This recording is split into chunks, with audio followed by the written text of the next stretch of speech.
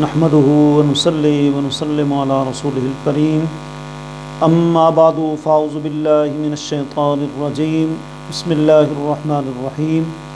دنیا بھر میں ہمارے چینل کو دیکھنے، سننے اور پسند کرنے والے حضرات، آج کا ہمارا موضوع ہے گھر کا سامان۔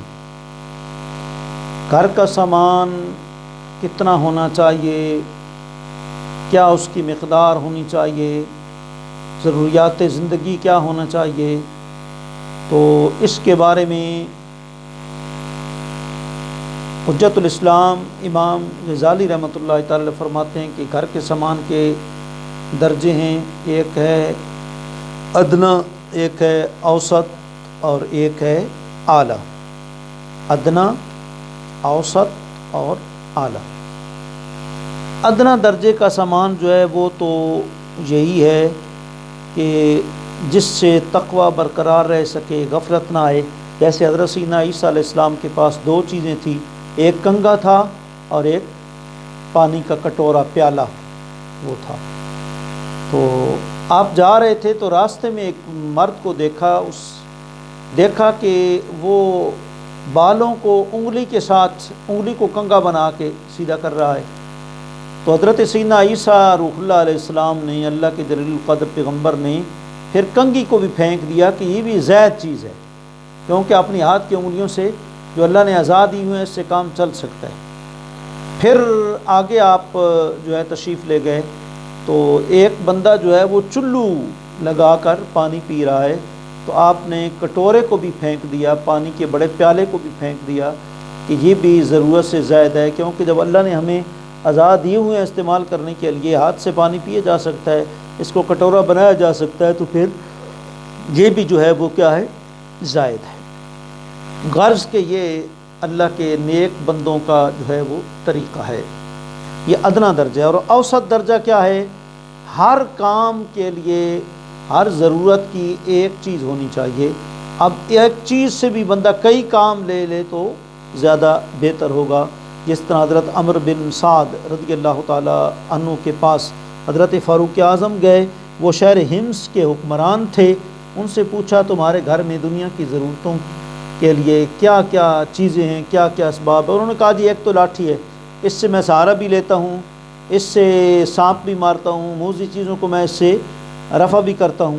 نمبر دو، ایک تھیلا ہے جس میں کھانا رکھ لیتا ہوں، اور ایک پیالہ ہے، آج کل اس کی جگہ پر فریج کر لیں، اور ایک پیالہ ہے جس میں جو ہے وہ کھانا جو ہے وہ رکھ کر کھا لیتا ہوں، اور بقدر ضرورت سر اور کپڑا دھو لیتا ہوں، اور ایک برتن ہے جس میں اتنا پانی آ جاتا ہے جو پینے کے لیے بھی کافی ہوتا ہے اور وضو کرنے کے لیے بھی جو ہے وہ کافی ہوتا ہے۔ بس یہ چند چیزیں ہیں میرے پاس۔ اور حضرت عمر رضی اللہ عنہ فرمایا ہاں تم سچ کہتے ہو، اور پھر آپ خاموش ہو گئے۔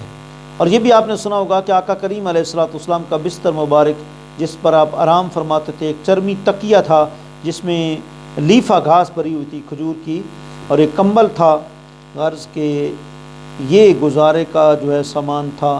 اور کبھی حضرت فاروق اعظم جاتے ہیں، دیکھتے ہیں سرکار کے حجرہ پاک میں تو ایک چیتے کی کھال لٹک رہی ہے، چند گندم کے دانے پڑے ہوئے ہیں، چند کھجوریں ہیں، تو یہ دیکھ کر رو پڑتے ہیں، یا رسول اللہ کیسر و کس طرح کے بادشاہ ہیں، اتنا ان کے پاس چیزیں ہیں، اتنا اعلیٰ سامان ہے۔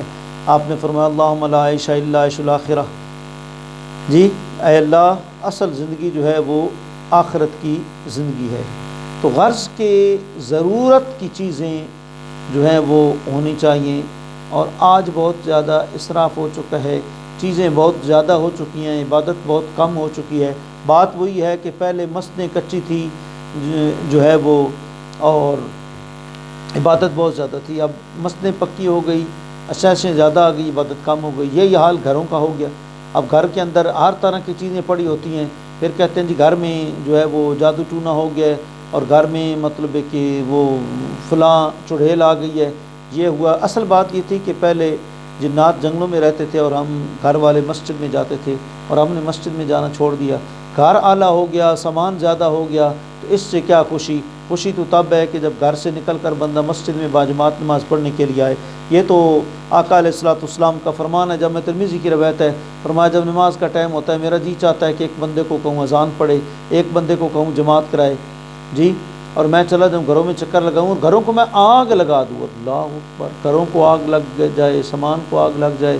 آپ فرماتے ہیں یہ سارا کچھ میں کر دیتا لیکن صرف دو چیزیں میرے آگے رکاوٹ ہیں، ایک معصوم بچے اور دوسرا عورتیں۔ اگر یہ نہ معصوم بچے نہ ہوتے اور عورتیں نہ ہوتی تو میں گھروں کو آگ لگا دیتا، جن گھروں سے لوگ نماز پڑھنے کے لیے نہیں آتے۔ اب گھر بھی ہے، سامان بھی ہے، لیکن اس سے زیادہ اذیت کس کی ہے؟ اللہ کے قرب کی ہے، عبادت کی ہے۔ اللہ کریم آپ کو، ہم سب کو جو ہے وہ ذوق عبادت میں اضافہ کرنے کی توفیق عطا فرمائے۔ وآخر دعوانا الحمدللہ رب العالمین۔